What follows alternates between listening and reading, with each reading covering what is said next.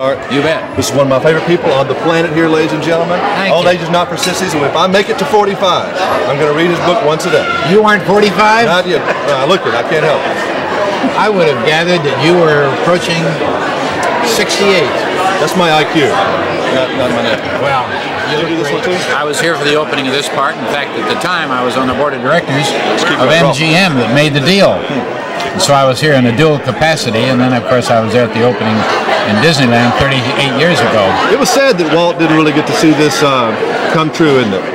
Yes, but I have a feeling he's up there someplace looking down at us and reveling, because he should be very proud of what's happened. It wasn't exactly what he had in mind, but it's so good. It's so wonderful. What do you think he had in mind for this place? Well, of course he had a duplication of Disneyland, only with things that he thought he could do better, because he always thought he could do everything better. He was a perfectionist. I've seen him shoot scenes in a film that I thought were just fine, and he had whole sets rebuilt that were destroyed. He said, no, I didn't like the way it looked. You know, the money didn't make that much difference to him. He was not a guy interested in being rich, but in doing pictures.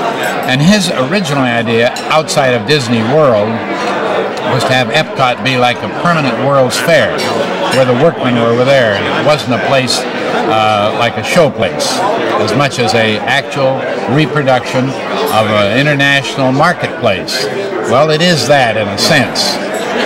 And they're now going to build some other places like it around in some of the other areas. Did he have any idea how big a deal he was? I mean, he's like, that name is like one of the most famous names, if not the most famous name on the planet. He knew that he was important, but you never would know it by his attitude.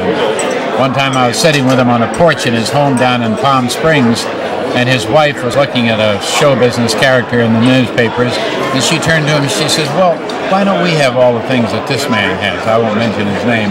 Rolls Royces and yachts. She wasn't unaware of what they had. He said, well,